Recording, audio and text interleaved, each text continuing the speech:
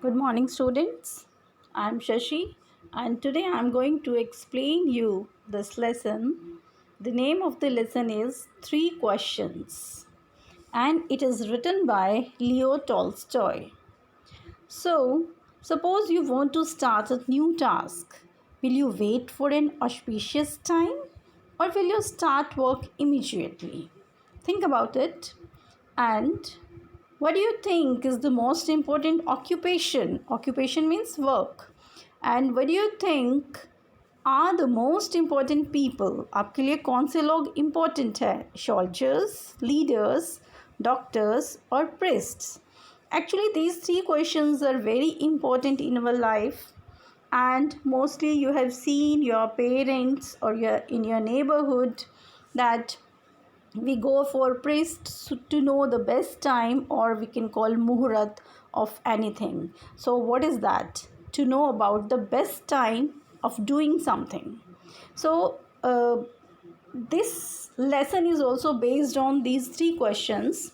And what happened, it once occurred to a certain king that if he always knew the right time to begin everything, if he knew who were the right people to listen to and whom to avoid, and above all, if he always knew what was the most important thing to do, he would never fail and in anything he might undertake. So, these are the three questions that I told you. कि एक king के दिमाग में ये questions अकर करते हैं, आते हैं.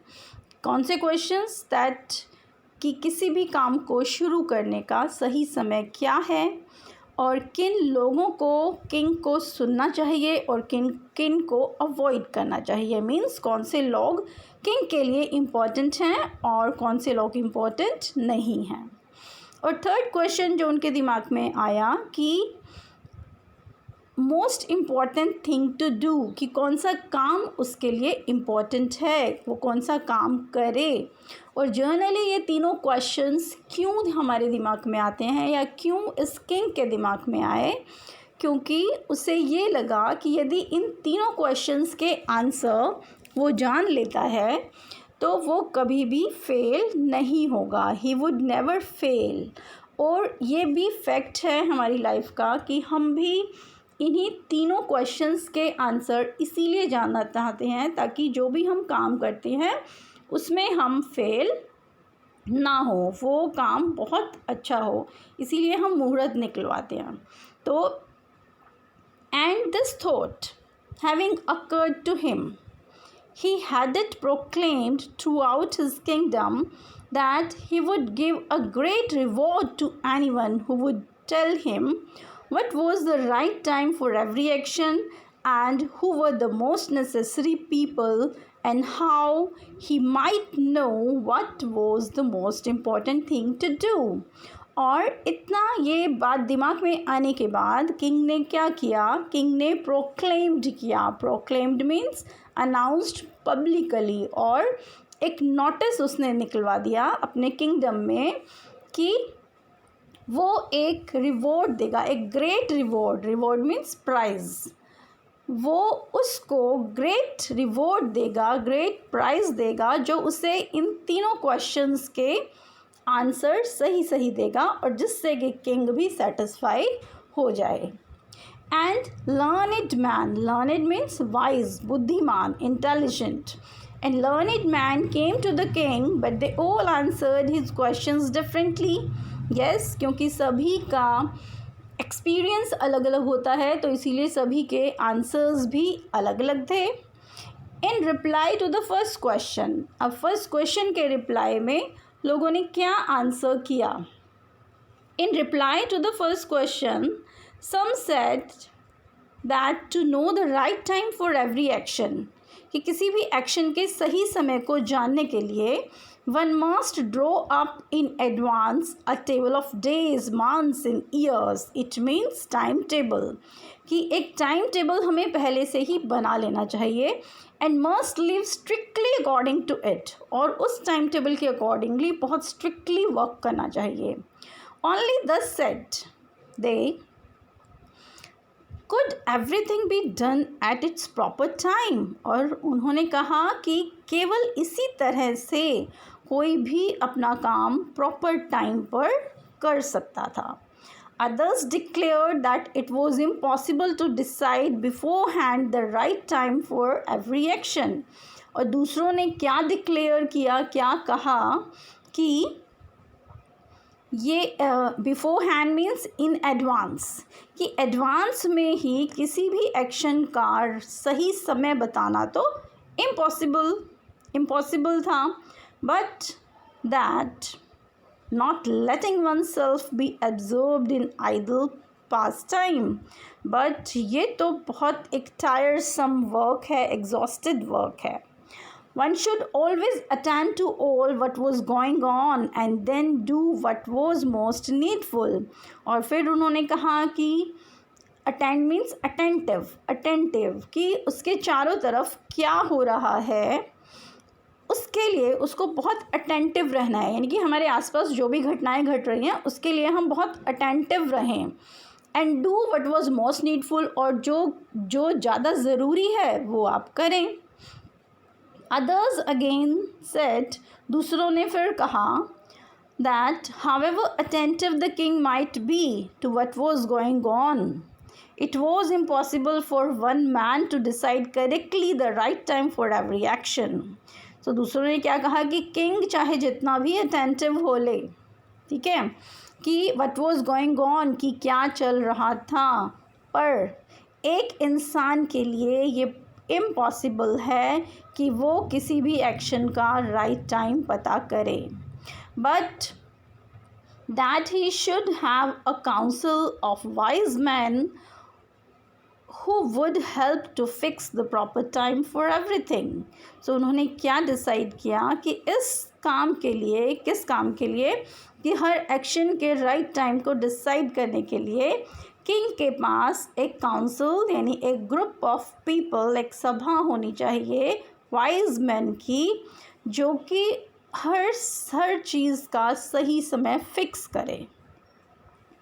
बट अगेन अदर्स सेड, फिर दूसरों ने कहा there were some things which could not wait to be laid before a council, कि कुछ चीज़ें, कुछ काम या कुछ सिचुएशंस ऐसी होती हैं जो कि एक काउंसिल का वेट नहीं कर सकती, बट उनमें हमें इमीडिएट एक्शन लेना होता है, but about which one had at once to decide whether to undertake them और not. But in order to decide that, one must know beforehand what was going to happen. But फिर से वही बात आ जाती है कि ये डिसाइड करने के लिए कि किस टाइम पे क्या काम करना है, और एडवांस में पता करने के लिए कि आगे क्या होने वाला है, it is only magicians who know that. ये केवल मैजिशियंस ही हैं जो केवल ये जानते हैं. And therefore, in order to know the right time for every action, one must consult magicians. तो सही समय को जानने के लिए magician को consult करना चाहिए. Equally various were the answers to the second question. These are the answers of the first question. Now we'll discuss about the answers of the second question. तो second question के answers भी उतने ही various थे, उतने ही different थे. Some said the people the king most needed were the counselors. Counselors means the member of council, sabha ke members. Others the priest, others the doctors, while some said the warriors were the most necessary. So कुछ लोगों ने कहा कि counsellors important हैं, कुछ ने कहा priest important है, किसी ने कहा डॉक्टर्स इम्पॉर्टेंट हैं, और किसी ने कहा कि किंग के लिए तो उसके वॉरियर्स, उसके सोल्जर्स ही इम्पॉर्टेंट होते हैं. To the third question, as to what was the most important occupation, कि थर्ड क्वेश्चन क्या था कि मोस्ट इम्पॉर्टेंट ऑक्यूपेशन क्या है, काम इम्पॉर्टेंट कौन सा है. Some replied that the most important thing in the world was science. Others said it was skill in warfare, and others again it was religious worship. Third question के answer में भी यही क्या कहा गया, डिफरेंट ओपिनियंस दूसरों के आए. किसी ने कहा साइंस, किसी ने कहा वॉरफेयर यानी युद्ध में जो स्किल यूज़ होती है वो, किसी ने कहा कि जो रिलीजियस वर्शिप्स है वो इम्पॉर्टेंट है। All the answers being different, क्योंकि सभी क्वेश्चंस आंसर थे, the king agreed with none of them and gave the reward to none. King किसी से भी एग्री नहीं हुए, इसीलिए उन्होंने किसी को भी इनाम नहीं दिया। ये भी यहाँ पे से भी एक क्वेश्चन आता है कि why did the king not given the reward to anyone? So he did not give the reward to anyone because he was not agreed with the answers. But still wishing to find the right answers to his questions, he decided to consult a hermit widely renowned for his wisdom. Renowned means famous, hermit means saint. So अपने questions के answers जानने के लिए the king ने decide किया कि he must consult a hermit, और जो कि renowned यानी अपनी wisdom के लिए, अपनी intelligence के लिए famous है। The hermit lived in a wood. Wood means forest. hermit wood में, forest में रहता था, which he never quitted, जिसको वो कभी भी छोड़ता नहीं था, and he received none but common folk. It means कि वो किसी से कॉमन फोक को छोड़कर, वहाँ पर वुड में रहने वाले लोगों को छोड़कर, वो एक कॉमन फोक को छोड़कर वो और किसी से भी नहीं मिलता था। So the king put on simple clothes.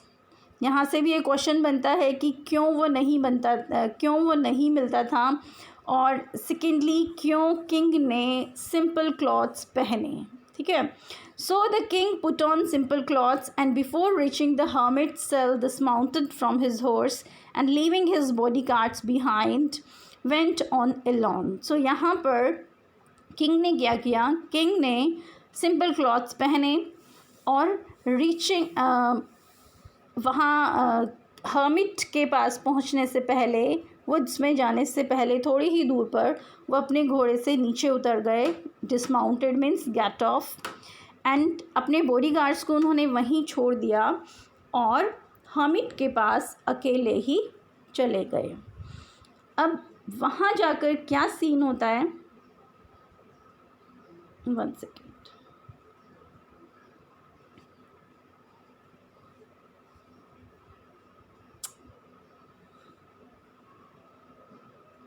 When the king appeared, जब किंग वहाँ पर आते हैं, the hermit was digging earth in front of his hut. Seeing the king, he greeted him and went on digging. The hermit was frail and weak. Frail means कमज़ोर, बहुत old. And each time he stuck his spade into the ground and turned a little earth, he breathed heavily. जब king वहाँ पर पहुँचे तो hermit क्या कर रहा था, हर्मिट अपनी हट के सामने अर्थ खोद रहा था, ज़मीन खोद रहा था। किंग को देखकर उसने उसे ग्रीट किया और पर अपनी डिगिंग जो है वो कंटिन्यू रखा। Went on means continued his digging. और हर्मिट कैसा था, hermit was a frail old और वीक था, वो बहुत कमज़ोर दिखने वाला था।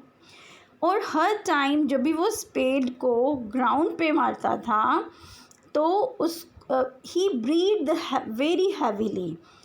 Then the king went up to him and said, king उनके पास जाता है और कहता है, I have come to you wise hermit to ask you to answer 3 questions. How can I learn to do the right thing at the right time? And who are the people I most need, and whom should I therefore pay more attention to than to the rest? And what affairs are the most important and need my first attention? So वो आता है, greet करता है और अपने questions, अपना purpose बताता है कि मैं आपसे इन 3 क्वेश्चंस के आंसर लेने के लिए आया हूँ, और 3 क्वेश्चंस वो उसे बताता है। The hermit listened to the king but answered nothing. He just spat on his hand and recommended digging. hermit ने क्वेश्चन सुने, किंग को सुना, पर कोई आंसर नहीं दिया और उन्होंने अपनी डिगिंग को कंटिन्यू रखा। You are tired, said the king. Let me take the spade and work a while for you. और किंग ने देखा कि वो बहुत फ्रेल है, कमज़ोर है, वीक है। सो किंग को उसके ऊपर दया आ जाती है और किंग कहता है कि आप थक गए हैं, लाइए अपनी स्पेड मुझे दीजिए, मैं आपके लिए कुछ देर तक काम करता हूँ। Thanks said the hermit and giving the spade to the king he sat down on the ground. तो हर्मिट ने अपनी स्पेड किंग को दी और हर्मिट है वो ग्राउंड पर बैठ गया। When he had dug 2 bags, the king stopped and repeated his questions. The hermit again gave no answer, but rose stretched out his hand for the spade and said, "Now rest a while and let me work a bit." फिर 2 beds डग करने के बाद king stop हुआ, रुका और फिर से अपने क्वेश्चंस रिपीट किए, पर हर्मिट ने फिर से कोई आंसर नहीं किया। वो उठा, अपने हैंड स्ट्रेच किए स्पेड लेने के लिए और कहा, अब तुम थोड़ी देर रेस्ट करो, मैं काम करता हूँ। But the king did not give him the spade and continued to dig. 1 hour passed and another. The sun began to sink behind the trees, and the king at last struck the spade into the ground and said, "I came to you, wise man, for an answer to my question. If you can give me none, tell me so, and I will return home."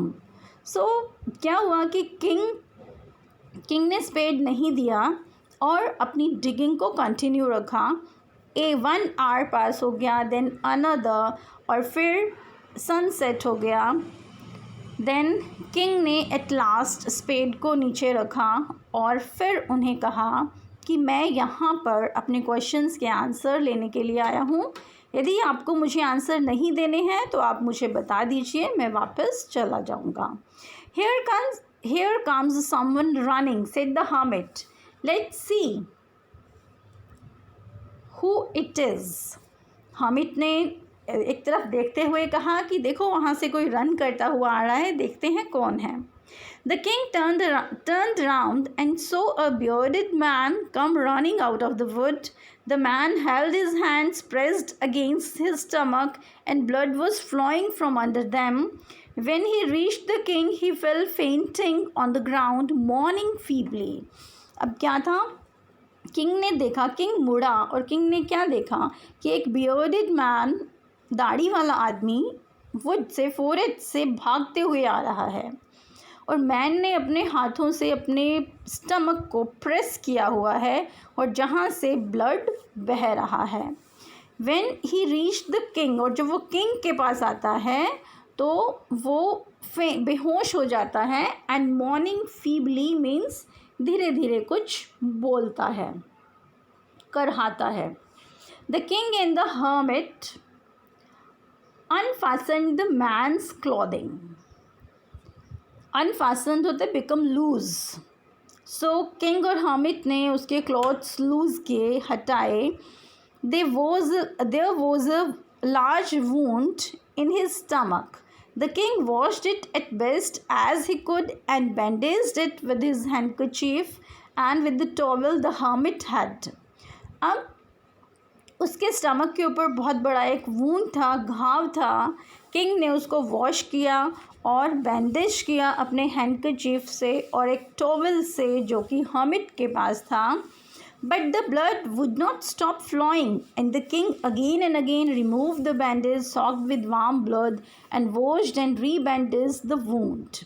पर फिर भी blood flow बंद नहीं हो रहा था। King ने फिर से बैंडेज रिमूव किया जो कि एक वार्म ब्लड में सॉक था, भीगा हुआ था, उसको वॉश किया और फिर से बैंडेज किया और वो जब तक ये करता रहा जब तक ब्लड फ्लो बंद नहीं हो गया।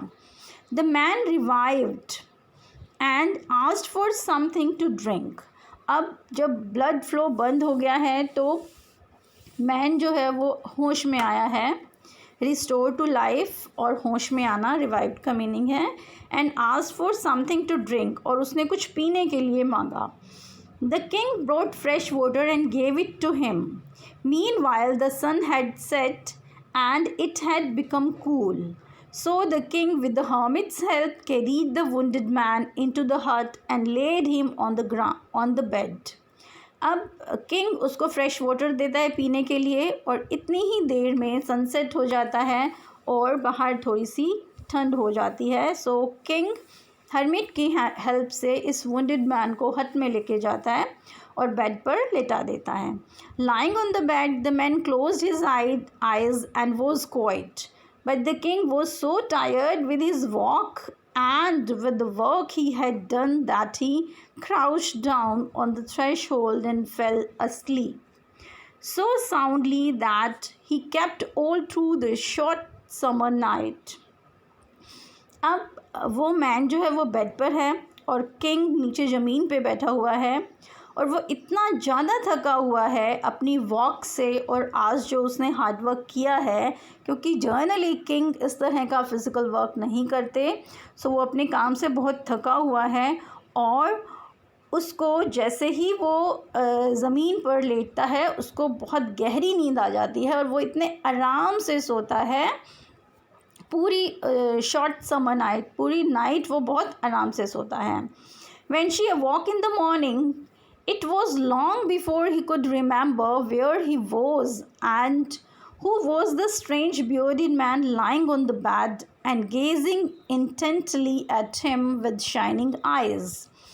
जब मॉर्निंग में किंग अवेक जब किंग जो है उठता है, then what happen, it was long before he could, मतलब उसको थोड़ी इतनी अच्छी नींद आती है कि उसको मॉर्निंग में उठने के बाद थोड़ी देर के बाद याद आता है कि वो कहाँ पर है और वो बियर्डेड मैन कौन है. और जब वो सामने देखता है तो वो बियर्डेड मैन उसको अपनी शाइनिंग आइज से देख रहा होता है, यानी कि उसकी आंखें चमक रही होती हैं. "Forgive me," said the bearded man in a weak voice, and when he saw that the king was awake and was looking at him, जब bearded man देखता है कि किंग जाग गए हैं और उसको देख रहे हैं, तो वो एक बहुत वीक वॉइस में, धीमी आवाज़ में वो कहता है कि मुझे माफ़ कर दो. I don't know you and have nothing to forgive you for," said the king. अब किंग वॉज वेरी सरप्राइज कि ये मुझसे क्यों माफ़ी मांग रहा है. तो वो उसको कहता है कि मैं तुम्हें नहीं जानता और ऐसा कुछ भी नहीं है कि मैं तुम्हें माफ़ करूं. "You do not know me, but I know you. I am that enemy of yours who swore to revenge himself on you because you executed his brother and seized his property." अब वो कहते हैं कि तुम मुझे नहीं जानते हो पर मैं तुम्हें जानता हूँ. मैं तुम्हारा वो एनिमी हूँ जिसने स्वॉर यानी कसम खाना, जिसने तुमसे बदला लेने के लिए कसम खाई हुई है, क्योंकि तुमने मेरे भाई को एग्जीक्यूट किया है, यानी कि उसको मार गिराया है, और उसकी सारी प्रॉपर्टी भी तुमने सीज़ कर दी है, ले ली है, अपने कब्ज़े में कर ली है. "I knew you had gone alone to see the hermit and," वो उसको कहता है कि मैं जानता था कि तुम अकेले ही हर्मिट से मिलने जा रहे हो. "I resolved to kill you on your way back, but the day passed and you did not return." और मुझे पता, मैं वहाँ पर तुम्हारी वेट कर रहा था वापस आने की, और पूरा दिन बीत गया पर तुम वापस नहीं आए. "So I came out from my ambush होता है hiding place, to find you." तो मैं अपने एम्बुश से, अपने हाइडिंग प्लेस से बाहर निकला तुम्हें ढूंढने के लिए. "And I came upon your bodyguards. They recognized me and wounded me. I escaped from them but should have bled to death. Had you not dressed my wounds, I wished to kill you, and you have saved my life.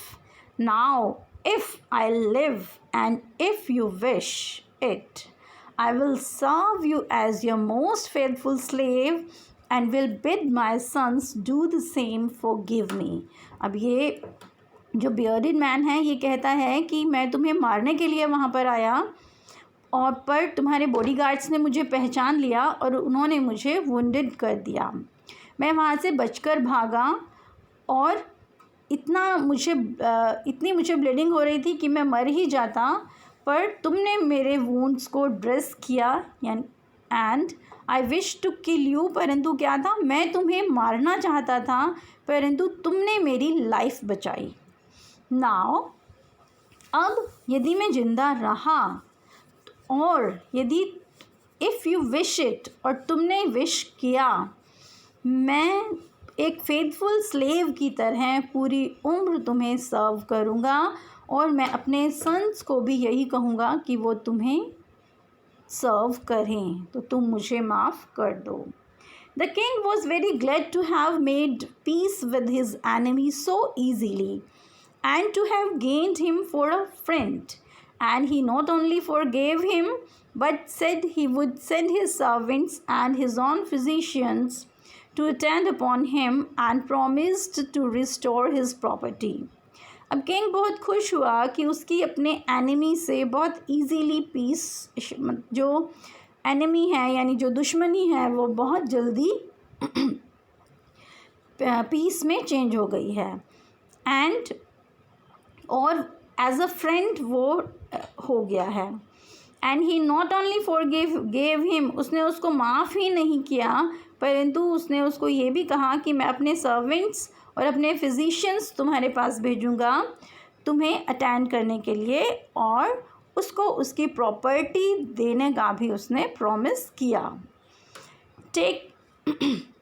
Having taken leave on the wounded man, the king went out into the porch and looked around for the hermit. Before going away, he wished once more to beg an answer to the question he had put.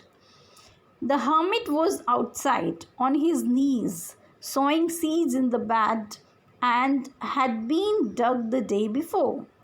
अब wounded man को वहीं पर छोड़कर king बाहर आता है porch में और हर्मिट को ढूंढता है।